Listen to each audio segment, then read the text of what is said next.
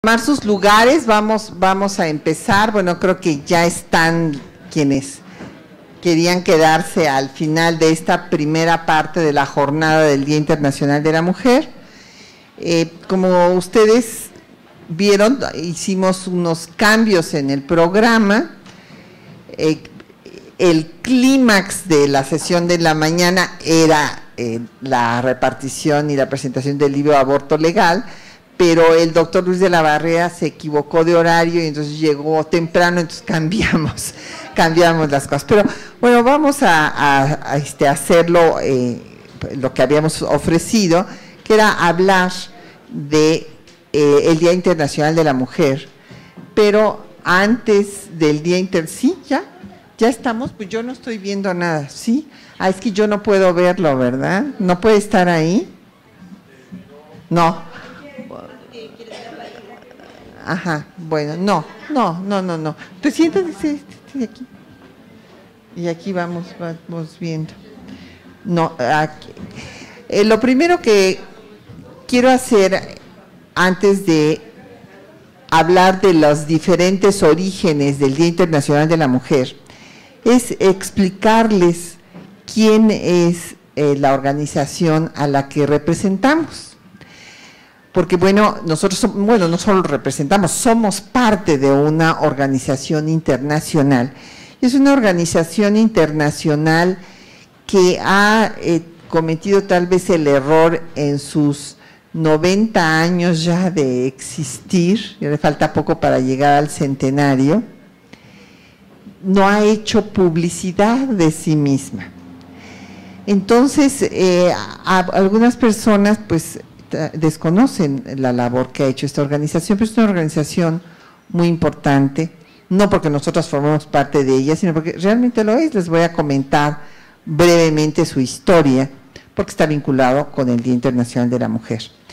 La organización llamada Federación Internacional de Universitarias, de Mujeres Universitarias, surgió en 1918.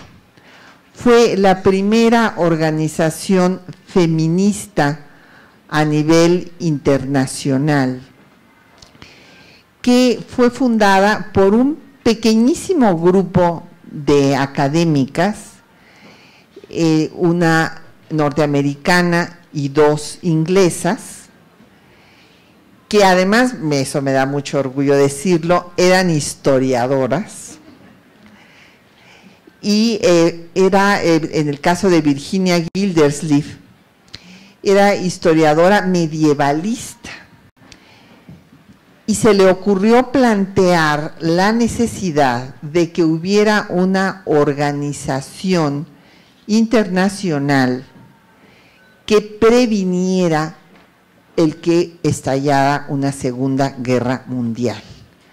O sea, estas mujeres que se reunieron, invitaron a las poquísimas mujeres que habían cursado entonces una carrera universitaria a que se unieran en un movimiento por la paz. Evidentemente no pudieron lograr su objetivo, vino la terrible Segunda Guerra, la federación siguió trabajando. Hay muchas historias de vida de las universitarias en los campos de concentración y del trabajo que hizo IFU, le decimos así por sus siglas en inglés, para tratar de ayudar a estas mujeres universitarias. Y después de que terminó la guerra, pues quedaron convencidas de que no podía haber paz en el mundo si no había paz entre cada pareja. Y por eso decidieron quedarse organizadas como una organización de mujeres para trabajar por la paz entre las personas.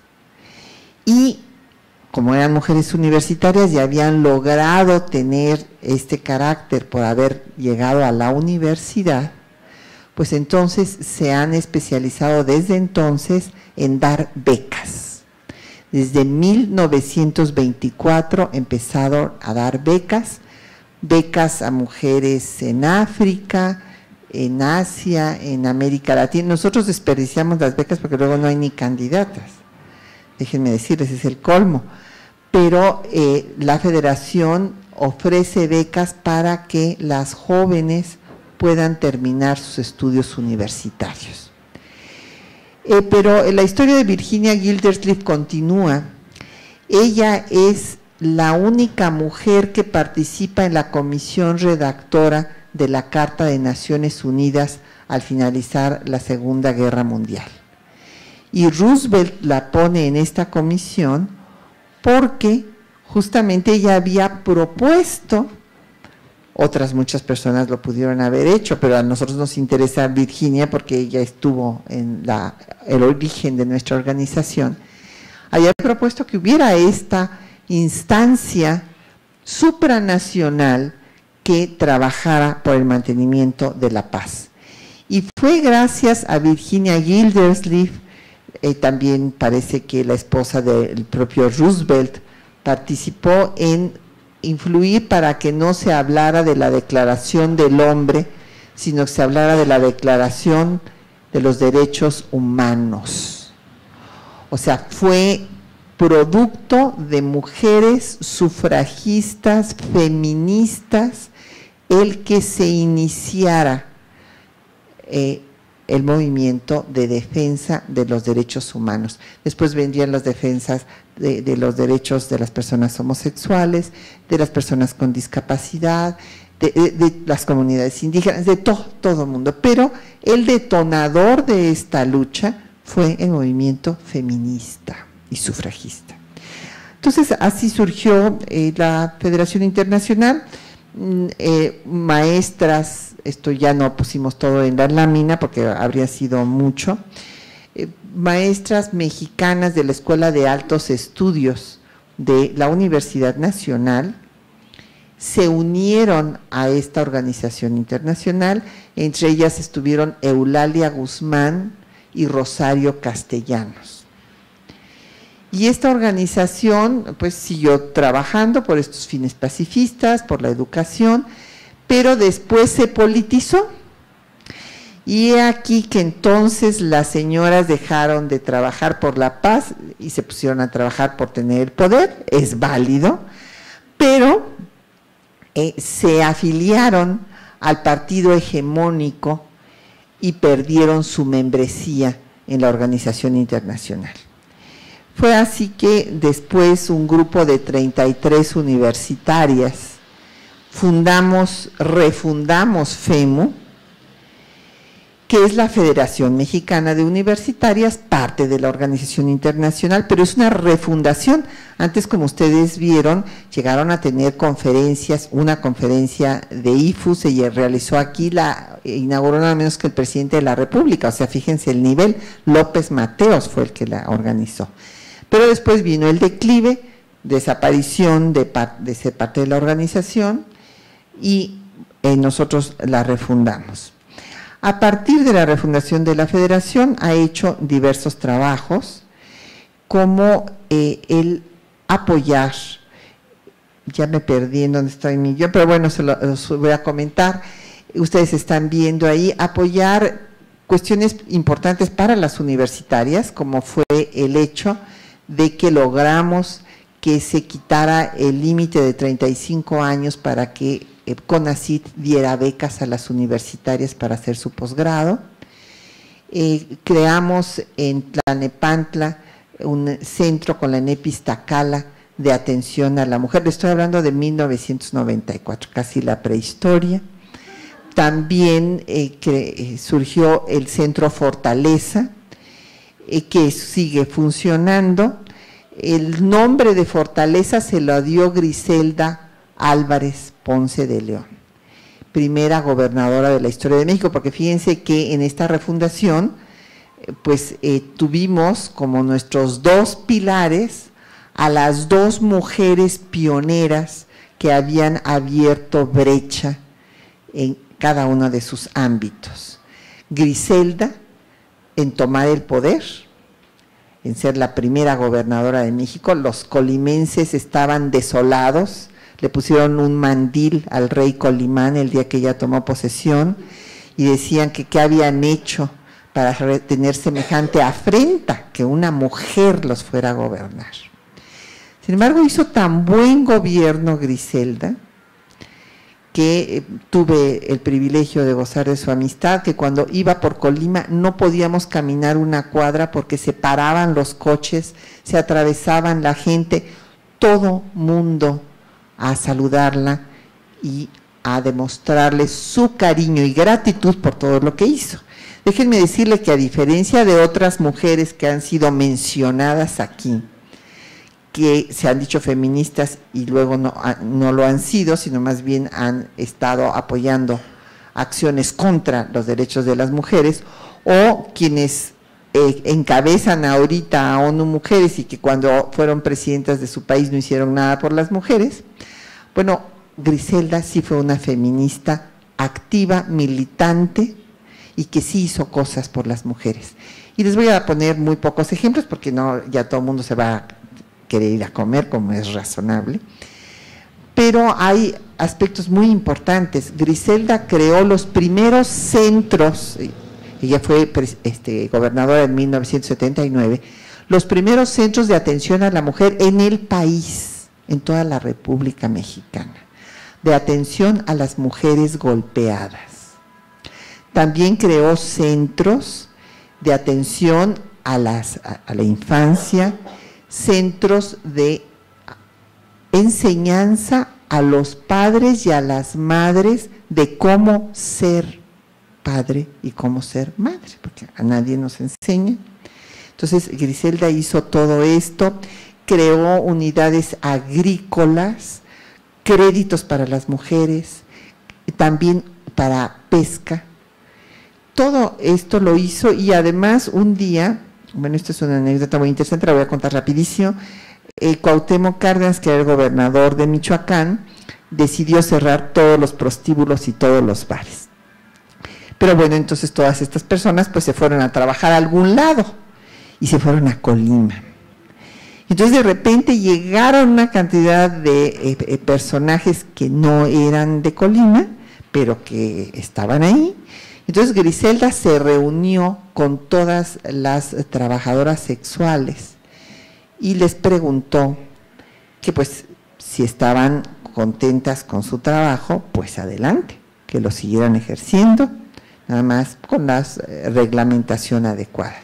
Un 99% dijeron que no estaban contentas con ese trabajo. En la vida de ellas había tragedias, vidas en las que habían sido violadas, no tenían otra forma de sobrevivir, en fin, una serie de tragedias que es muy largo que les refiera yo aquí, pero entonces Griselda les dio otra opción laboral.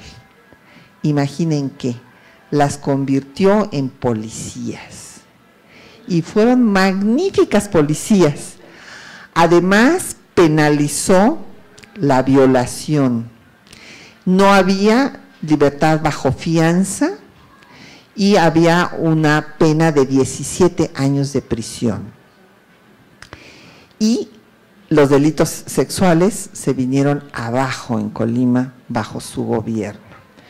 Una mujer honesta, carta cabal, que todavía en su avanzada edad seguía trabajando para poder pagar sus gastos. Por eso nos abrió brecha. Aunque claro, no han tomado estos ejemplos los partidos políticos que siguen diciendo que las mujeres no estamos preparadas para gobernar y que, en fin, las ponen en los distritos que ya están perdidos, o para que renuncien y dejen al suplente, que ahora ya no lo van a poder hacer, según parece, afortunadamente, pero el hecho es que Griselda dejó una muestra de congruencia ética, de principios y de feminismo, de luchar por su género. Y lo mismo hizo la doctora Clementina Díaz de Obando, como ya quienes nos acompañaron a rendirle homenaje esta mañana lo saben. Las dos fueron nuestros pilares y eso pues nos ha hecho que sigamos trabajando. Ya una de nuestras, digamos, ilusiones más grandes era abrir este museo, que pudimos abrir gracias al apoyo del doctor José Narro Robles. Bueno, ahora vamos a hablar de, ahí está la historia de FEMU apenas. Del museo. Bueno, la historia del museo ya se la referí hace rato, ya no la voy a repetir. Fue muy largo el proceso, pero finalmente ya tenemos un año de actividades y vamos por más, ¿verdad? A multiplicar actividades y a multiplicar acciones. Vamos a hablar del Día Internacional de la Mujer, porque eso es lo que nos tiene aquí reunidas. Déjenme decirles que en efecto no es un día de celebración, sino de reflexión. Y hubo diferentes, hay diferentes orígenes de este día. La propuesta original fue de una socialista, justo en una, Clara Zetkin, en una reunión en Copenhague, propuso el 8 de marzo como Día Internacional de la Mujer para que se luchara, una forma de lucha por el voto y también por el reconocimiento de las mujeres trabajadoras y de las mujeres socialistas. Pero tradicionalmente se ha vinculado este día con las luchas laborales de las mujeres. En efecto, las mujeres han tenido que luchar por todo. Han tenido que luchar por su independencia, por no ser consideradas menores de edad en todos aspectos, por sus derechos laborales. Y entonces no hubo una, sino muchos movimientos, porque normalmente se dice que hubo una huelga en Nueva York, en las fábricas textiles. En efecto, las mujeres, no solamente en Estados Unidos, aquí en México, los primeros trabajos a los que se incorporaron fueron a las fábricas textiles, porque las mujeres desde la época mesoamericana eran las que hacían con su telar de cintura, que todavía siguen utilizando y es de origen prehispánico, siguen utilizando nuestras mujeres principalmente en Oaxaca. Bueno, su trabajo era hacer la tela para vestir a todos los miembros de la familia y desde luego también a los sacerdotes y demás. Y por esta habilidad casi natural de las mujeres, pues se incorporan a las fábricas textiles. Aquí, por ejemplo, en las huelgas de Río Blanco, evidentemente participaron las mujeres. Y hubo huelgas anteriores a las de Río Blanco de mujeres. En el siglo XIX estuvieron aquí en la Ciudad de México la huelga de las cigarreras y en Puebla la huelga de las zaraperas. Entonces, en Nueva York hubo muchas huelgas, porque era un lugar fabril y ahí estaban trabajando las mujeres en condiciones infrahumanas y con jornadas laborales de 14 horas. Y en estas huelgas lo que pedían nada más era que se redujera la jornada laboral, y una de estas huelgas en efecto terminó con la muerte de 146 trabajadoras que murieron calcinadas, porque aquí hay diversas versiones. Hay quienes dicen que el propio dueño de la fábrica propició el fuego para que las mujeres salieran, pero que no pudieron salir. Otros dicen que no, que fue un accidente. El hecho es que murieron 146 trabajadoras, pero había habido otras huelgas antes en Nueva York y desde luego ha habido muchas después. El hecho es que se ha vinculado la propuesta de Clara Zetkin con las mujeres muertas en Nueva York. Hay otros hechos más, que creo que no los pusimos en la lámina, pero que es importante, lo de la lucha sufragista en Wyoming, que también fueron reprimidas las mujeres, esto desde 1857, cuando se unieron a los esclavos que querían su liberación y fueron reprimidas. También se dice que está vinculado con esta fecha de marzo. Pasan muchas cosas en marzo según esto, o se convierten en tradiciones, aunque hayan pasado en febrero, en fin, y se van identificando con que fueron en marzo. También en Rusia hay otra lucha muy importante, que es el detonador de la Revolución Rusa, el Domingo Rojo, cuando las mujeres piden pan para darle alimento a sus hijos y son reprimidas. Entonces, como ustedes ven, hay muchos orígenes, cada pueblo quiere, en cierta forma, vincularse a hacer suya esta fecha del 8 de marzo en recordación de las mujeres. Y cómo se institucionalizó el día, pues fue justamente aquí en México. Aquí en México, en la reunión, la conferencia sobre la mujer de 1975, en donde se hizo el anuncio oficial de que el día 8 de marzo sería el Día Internacional de las Mujeres. Y como todos los días internacionales que fija la Organización de Naciones Unidas, no es para celebrar que seamos mujeres, que estamos muy contentas por ser mujeres, pero ese no es el punto. El punto es ver cuál es la situación de nuestras mujeres. Y bueno, la situación de las mujeres mexicanas ciertamente no es la que debería de ser. Como nosotros nos dedicamos al tema de la educación, pues les quiero mencionar algunos datos preocupantes sobre la educación de las mujeres en el mundo y aquí en México concretamente. Ciertamente se ha conseguido ya paridad de matrícula de niñas y niños en primaria, incluso en secundaria, no así en nivel universitario, ojo, pero aquí tenemos que ver un problema. ¿De qué nos sirve que tengamos esta paridad si la calidad de la educación que reciben niñas y niños es pésima? Mientras Estados Unidos tiene un nivel 7 en PISA, nosotros estamos en el 48. Hay otros países de América Latina que desde luego están mejor que nosotros. Pero un asunto antes de pasar a la inversión del PIB, bueno, ya estábamos hasta en analfabetismo, pero bueno, nos vamos a mencionar en analfabetismo, estamos en analfabetismo, ponemos analfabetismo y luego regresamos al PIB. En analfabetismo, aquí en México acaba de suscitarse una serie de declaraciones que realmente son indignantes. El director del Instituto Nacional de Educación para Adultos, el INEA, cuyo nombre la verdad ni me acuerdo del señor, se atrevió a decir que realmente era muy poco el grado de analfabetismo que tenemos, 5.4 millones, fíjense, poca monta.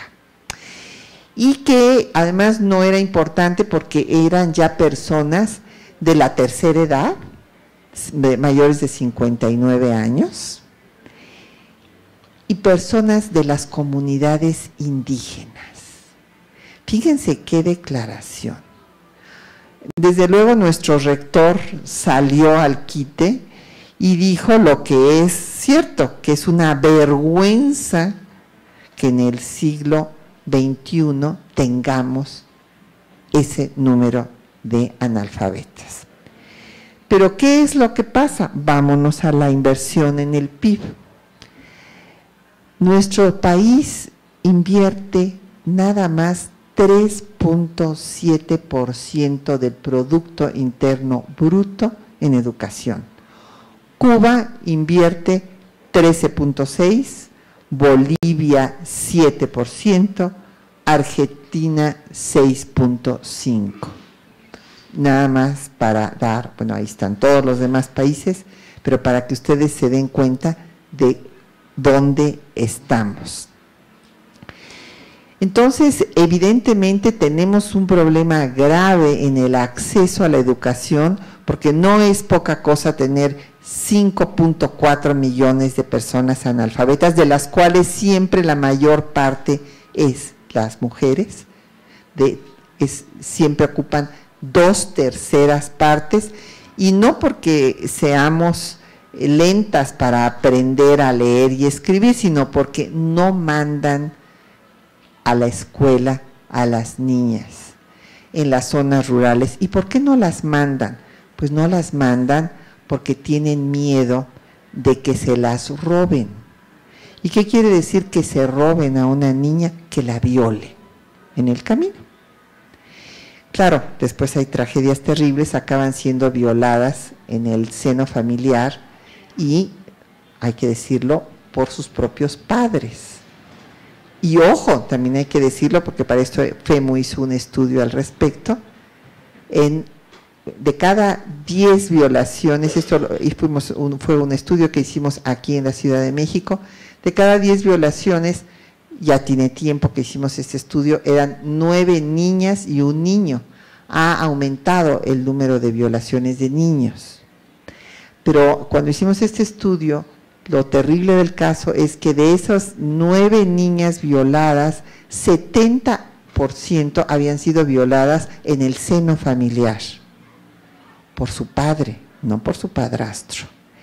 Pero de ese 70% violadas por el padre, en un 90% las madres estaban de acuerdo.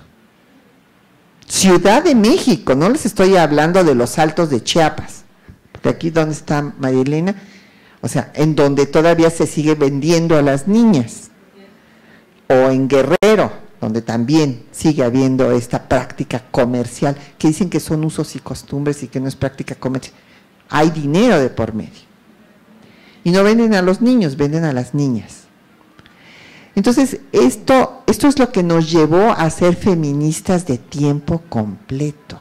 Bueno, no se puede, ¿verdad? Tenemos que trabajar en otras cosas también, pero ustedes dense cuenta todo lo que hay que hacer por el tema de educación, y que si vemos otro aspecto muy importante, además del analfabetismo mayor en mujeres, además de la mala calidad de quienes estudian en la primaria, en la secundaria, en la universidad tenemos otra situación.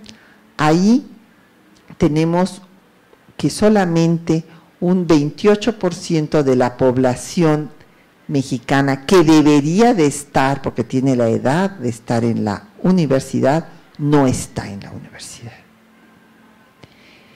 Entonces solamente el 28%. Imagínense todo el 72% que está fuera de tener una educación superior. Pero nos presume el señor Calderón de que ha hecho más universidades que nunca. No ha abierto una. Nos habla de 101 escuelas técnicas que le ha puesto el nombre de universidades. Pero tenemos un 72% de jóvenes de ambos sexos que no tienen acceso a una educación superior. ¿Y qué pasa además? Llegan las mujeres a la universidad, obtienen mejores calificaciones. Aquí lo lamento, los compañeros que están presentes, no es por ofender aquí a nadie, pero es una realidad. Obtienen más medallas Gavino Barrera. ¿Por qué? Porque nos tienen acostumbradas, también hay una explicación psicológica, estamos acostumbradas a trabajar de tiempo completo y a estar demostrándonos a nosotras mismas que sí podemos y demostrar a los demás que también podemos, a pesar, entre comillas, de ser mujeres. Entonces, por lo que ustedes quieran, pero esto es una realidad, obtienen las mujeres más medallas Gavino Barrera, pero luego ¿qué pasa? A la hora que llegan a la participación económica, ahí nos vamos a los trabajos con menores salarios. Ahí estuvimos hablando del techo de cristal, que nos hablaba hoy la ministra Sánchez Cordero también, de las juezas que no quieren hacer los exámenes para tener cargos superiores por esta falta de autoestima. Ese es el techo de cristal que hay que romper. También tenemos muy pocas mujeres en cargos directivos, pocas rectoras en el país, en fin, tenemos muchas mujeres trabajando en educación primaria, en educación secundaria, pero cuando vamos llegando al nivel superior, baja el número de mujeres en cargos de dirección.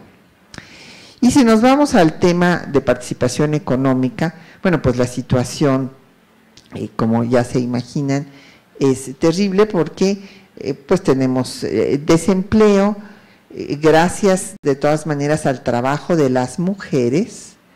Y esto es interesante, es un estudio que hizo Rodolfo Tuirán, quien no lo hicieron secretario, sigue de encargado, me parece, de la Secretaría de Educación Pública, ¿no?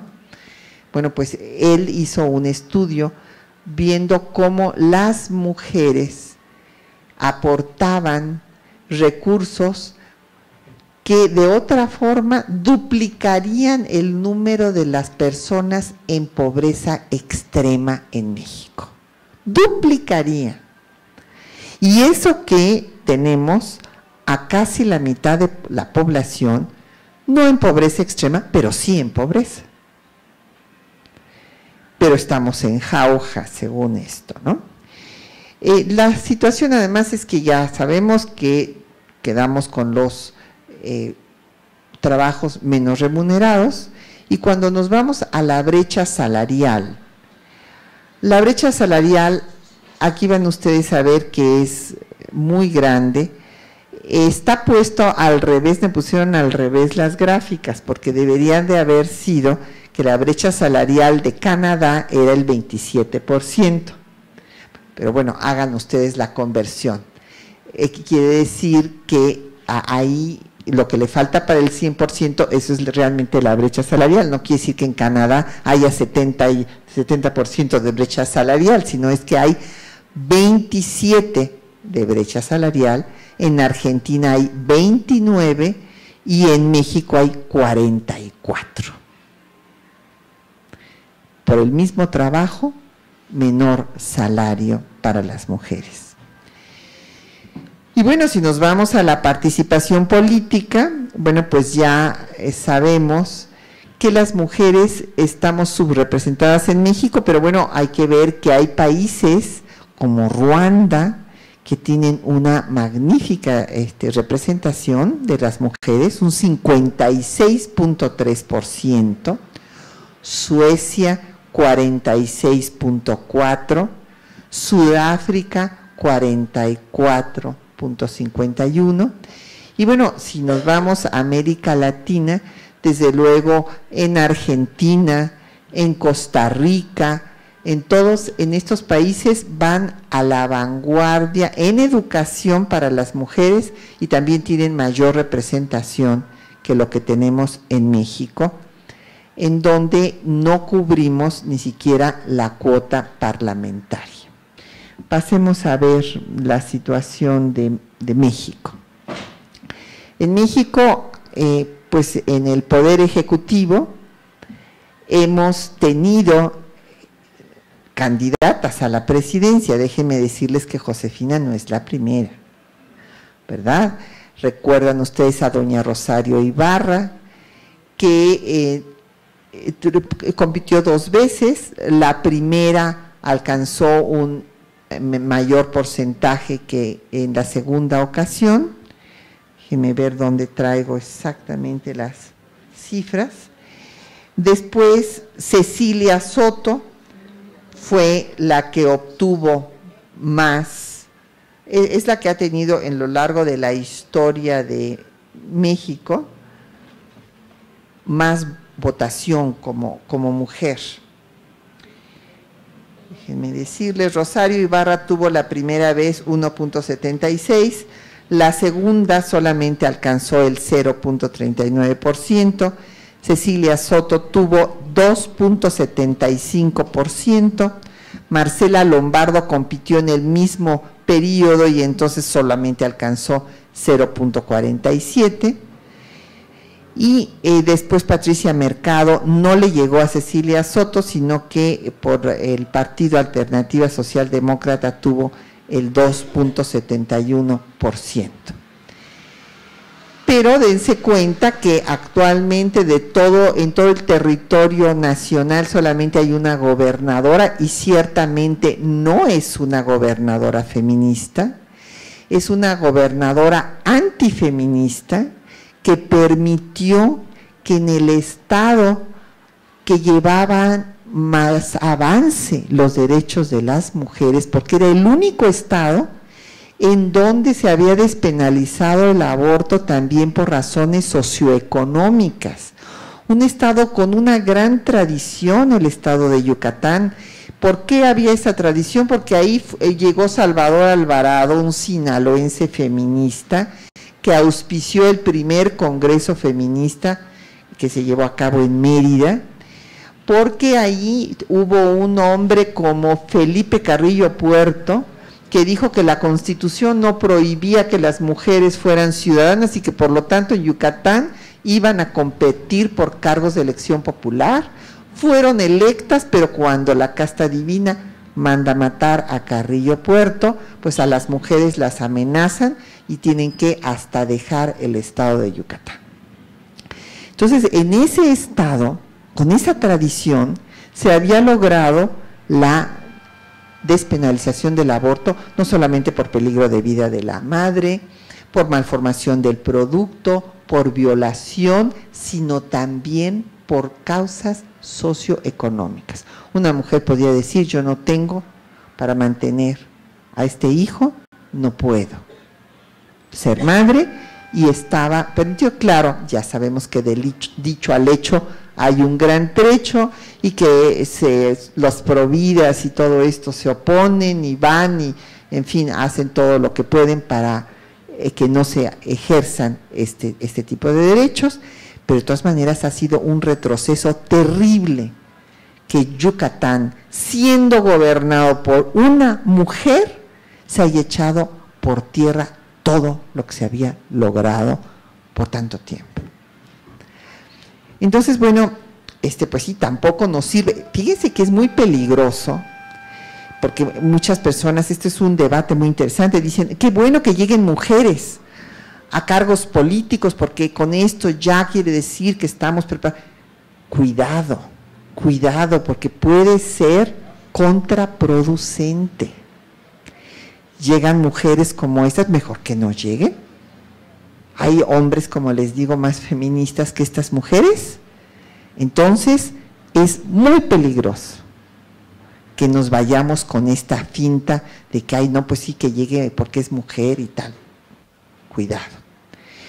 Entonces, en participación política, pues, estamos subrepresentadas, como decíamos, en los tres poderes y en los tres niveles de gobierno.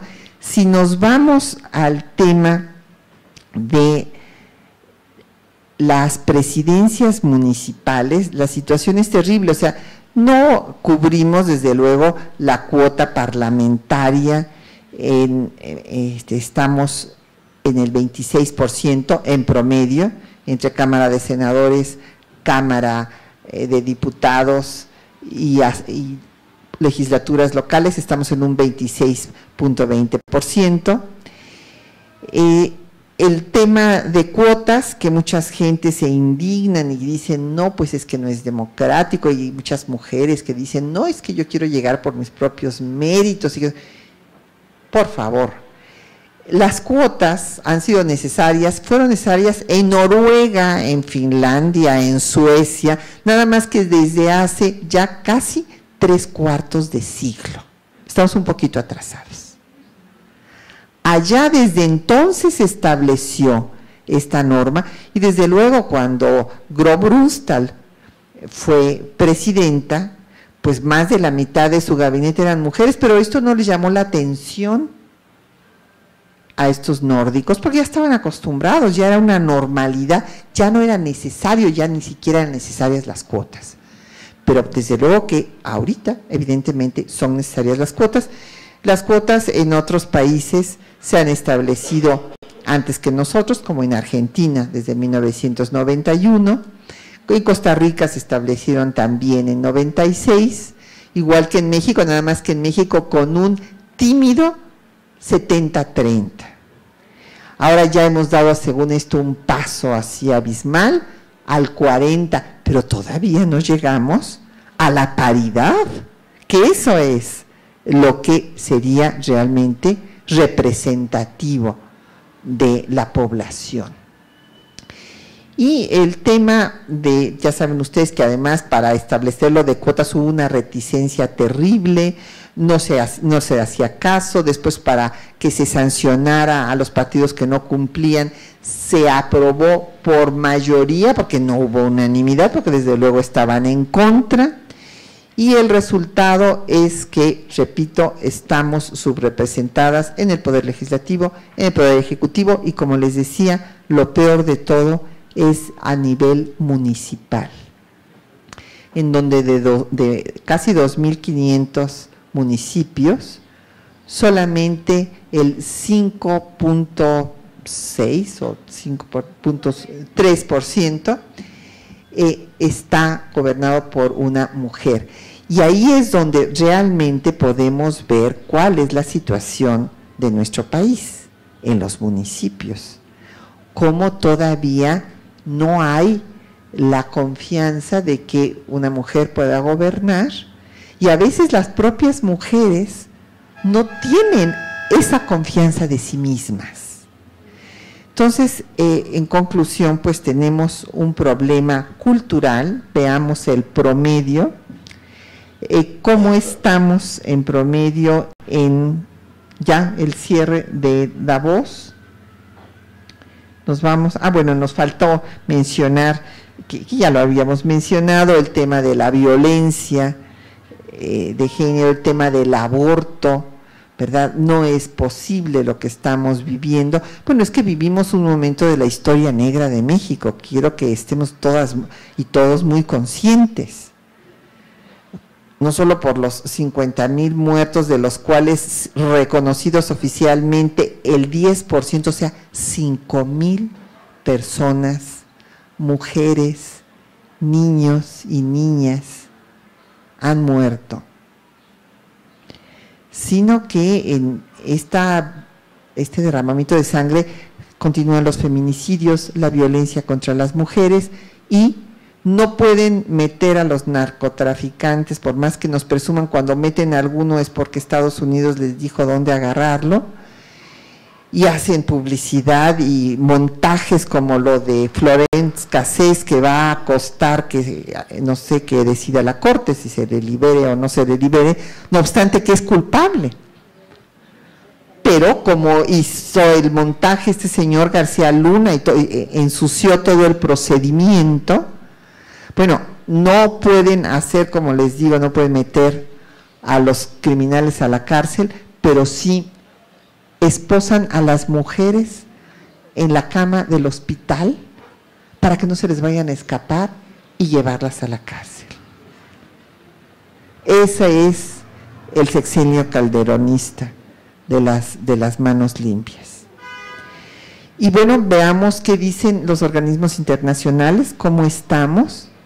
Pues resulta que México está casi a la cola, ¿verdad? Este indicador del Foro Económico Mundial de Davos, que hacen este estudio, no porque sean buenos samaritanos, sino porque está demostrado que los países que invierten en el desarrollo de sus mujeres logran un desarrollo económico más acelerado.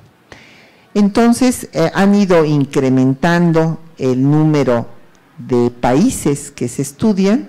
Este año se estudiaron 174 y México se encuentra en el lugar 89. Por encima de nosotros están, desde luego, pero muy por encima, Cuba con el 20%, Costa Rica con el 25%, Bueno, Estados Unidos con el 17, Canadá con el 18. ¿Qué es lo que califica este estudio de brecha de género? Que antes se hacía entre una universidad, la Universidad de Londres y una universidad norteamericana, y ahora lo hicieron Harvard y Berkeley. ¿Qué es lo que califican? Califican acceso a la salud, acceso a la educación, participación política y participación económica. Desde luego, en lo que estamos peor siempre es en la participación económica de las mujeres, porque hay una brecha salarial que se agiganta conforme la situación económica del país es peor, porque las mujeres aceptamos trabajar por lo que sea, aunque nos paguen la mitad de lo que le pagan por el mismo trabajo al compañero hombre para darle de comer a los hijos, etcétera. Entonces, bueno, este es el balance, aquí estamos parados.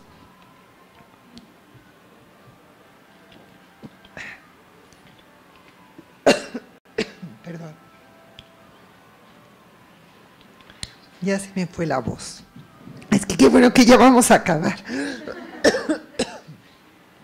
A ver si sale otro poquito. Para decirles que nos falta muchísimo como país, como sociedad, y que ojalá que seamos conscientes de que esto tiene que cambiar y que hagamos lo que sea necesario, desde luego organizarnos como ciudadanía para poder salir de este momento negro de la historia de México. Gracias a todos por su atención y por su... Bueno, si hay preguntas, a ver si hay preguntas.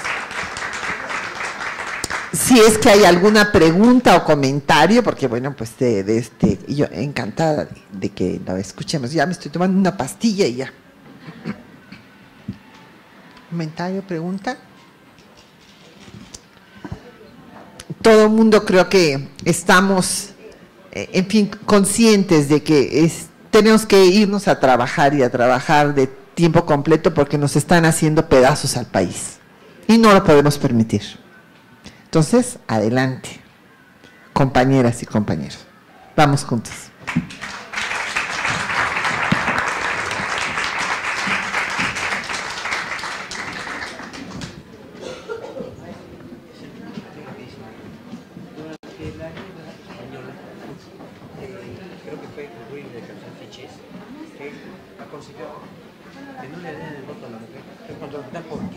Muy simple, porque las mujeres están dominadas por las puras católicas. Sí. Yo creo que no la menciono ahorita.